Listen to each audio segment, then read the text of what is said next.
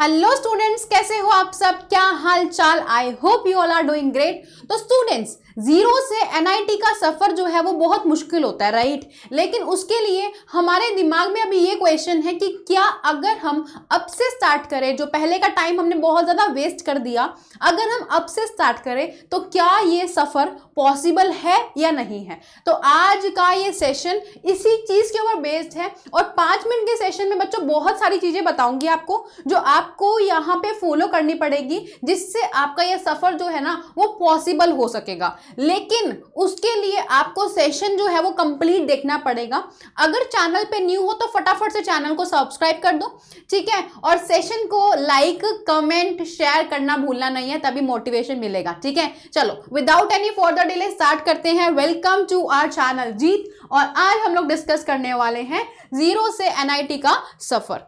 तो देखो, सबसे पहले तो अगर आपको कोई डिसेंट एनआईटी चाहिए तो आपका टारगेट है कि 97 से 98 परसेंटाइल का स्कोर, करेक्ट? ये स्कोर आपका होगा तब जाके आपको कोई एनआईटी मिलेगा। तो सबसे पहले जिस चीज का एम कर रहे हैं, अपने आप को प्रिपेयर करना है कि हमें कितने परसेंटाइल, कितने मार्क्स, हमें कितनी रैंक बन जाएगी जब हमें एक डिसेंट आईआईटी मिल जाएगा। तो first is your set your target. अपने टारगेट को सेट करना है। टारगेट सेट कैसे करेंगे बच्चों? देखो, पढ़ रहे हो, ठीक है, अच्छी बात है, लेकिन पढ़ाई के साथ साथ आप अपना वो स्ट्रेटेजाइज करोगे कि मुझे कितना कवर करना है। यूं नहीं है ब्लैंकली पढ़े जा रहे हो, चैप्टर इंपॉर्टेंट नहीं है उसको ज्यादा वेटेज दे रहे हो, और जो हाई वेटेज वाले चैप्टर है उसको कम आप टाइम दे रहे हो, राइट? तो आपको 97.5 नियर टू परसेंटाइल स्कोर करना है, इससे ऊपर कोशिश करना। 160 मार्क्स कुछ आपके एवरेज होने चाहिए। 30,000 रैंक बनेगा आपका। अब ये 300 का है ना अपना, तो यार 53% कुछ आपका आएगा। 53% लाना मुश्किल नहीं है, बहुत इजी टास्क है। लेकिन जब आप प्रॉपरली स्टडी करोगे, प्रॉपर मेहनत करोगे, तब ये पॉसिबल होगा। तब जाके आपको एक डिसेंट ब्रांच मिलेगा प्रॉपर आईआईटी के अंदर। अब आपके जो प्लान्स बन रहे हैं, जो टारगेट्स बन रहे हैं बच्चों, वो होने चाहिए रियलिस्टिक टारगेट होंगे, तब जाके आप उसको फॉलो करोगे। नहीं तो एक दिन 2 दिन फॉलो किया, फिर वो बहुत ज्यादा आप टारगेट बना रहे हो, जो गोल बना रहे हो वो बहुत हाई है, वो आपके लिए डिफिकल्ट होगा और वो टारगेट अचीव नहीं हो पाते। 2 दिन होते हैं, तीसरे दिन नहीं हो पाते, फिर डिमोटिवेशन होता है, वो अलग, बैकलॉग्स होते हैं, वो अलग, राइट? तो रियलिस्टिक टारगेट बनाओ जो आप फॉलो कर सकते हो, ठीक है? केमिस्ट्री में 70 स्कोर कर लो, फिजिक्स में 50, मैथ्स में 40। कोशिश करना इससे ज्यादा करो, लेकिन एटलीस्ट इतना तो स्कोर रखना कि मेरे पास में एक एनआईटी जो है उसकी सीट सिक्योर हो जाए।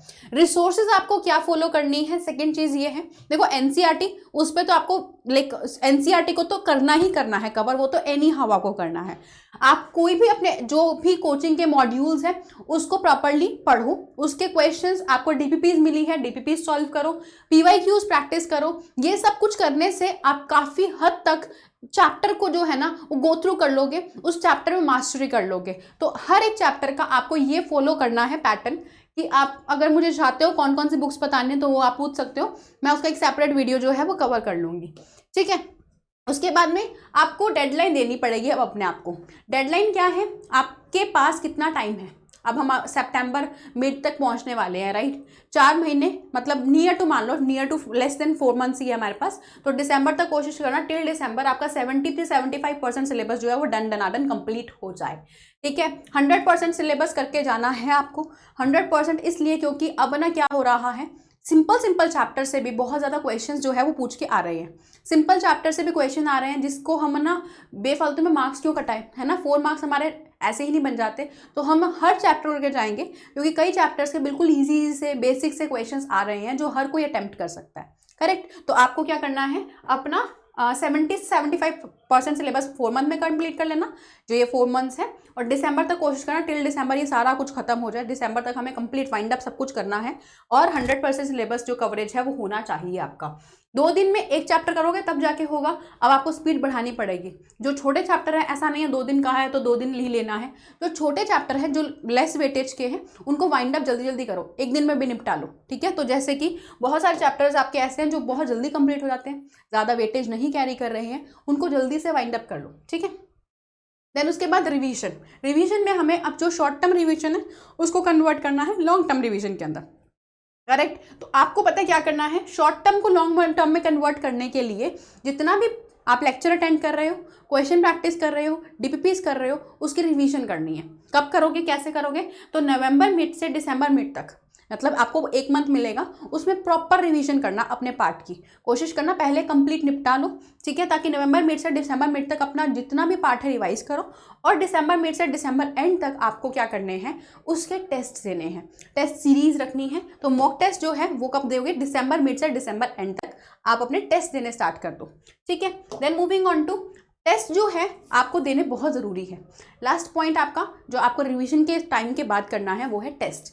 टेस्ट से आप अपने आपके स्कोर को एनालाइज कर पाओगे कि हमने कितना बढ़िया तरीके से परफॉर्म किया, हमने कितना समझा चैप्टर को, कौन से फॉर्मूलाज है जो हम छोड़ रहे हैं, है ना, कौन से क्वेश्चन है हम जिसमें सिली मिस्टेक कर रहे हैं, या फिर वो कॉन्सेप्ट ही नहीं जानते हैं। तो टेस्ट को ना एनालाइज करना, analysis of the test is very key point, क्योंकि इसमें आप ये देखोगे कि जो टेस्ट में नंबर कटे वो क्या सिली मिस्टेक की वजह से कटे, सिली मिस्टेक हो रही है, या फिर कॉन्सेप्ट जो था आपका वो अननोन था आपके लिए, आप नहीं जानते थे उस कॉन्सेप्ट को, मतलब आपको पढ़ना पड़ेगा, या फिर आप फॉर्मूला भूल गए थे, फॉर्मूला था आप जानते थे इसमें ये फॉर्मूला लगना था, मैंने प्रैक्टिस की थी, लेकिन फॉर्मूला जो था वो आप उस टाइम पे मेमोरी में नहीं था, मेमोराइज करने में प्रॉब्लम आ रही थी, ठीक है। तो अगर आपका ऐसा कुछ सिनेरियो लग रहा है तो आप देखो, अगर सिली मिस्टेक थी तो ऐसे क्वेश्चन ज़्यादा से ज़्यादा प्रैक्टिस करो ताकि वो सिली मिस्टेक दोबारा ना हो सके।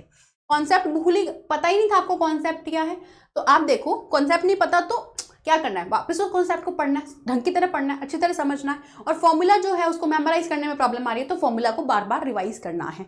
इस तरीके से आप एनालिसिस करके अपनी गलतियों से सीख सकते हो, ठीक है। देन उसके बाद टिप नंबर आपकी फोर्थ जो है मैं दे रही हूँ यहाँ पे आपको।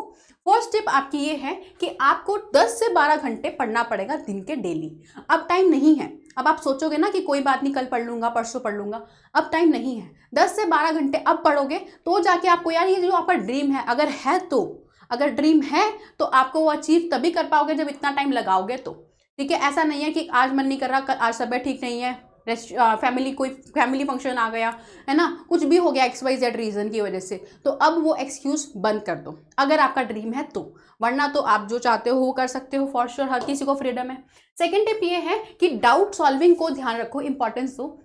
जब आपके डाउट्स आ रहे हैं, प्रॉब्लम आ रहा है, तो कोई ना कोई डाउट सॉल्विंग वाला कोई वेबसाइट है और है, उसको रखो कनेक्ट में, ताकि आप अपने डाउट जो है इमीडिएटली सॉल्व कर सको। नहीं तो डाउट जो है वो एम्पलीफाई होते रहते हैं और चैप्टर जो है वो इनकम्प्लीट रहता है, हमारा कभी कंप्लीट नहीं हो पाता हमारी तरफ से। नेक्स्ट इज टिप नंबर 3 कि सिलेबस और वेटेज पे ध्यान देना है। उस पर आपको बहुत बढ़िया तरीके से ध्यान रखना है कि मेरा सिलेबस क्या है और किस चैप्टर में से कौन कौन से क्वेश्चन जो है वो बार बार फ्रीक्वेंटली पूछे जा रहे हैं।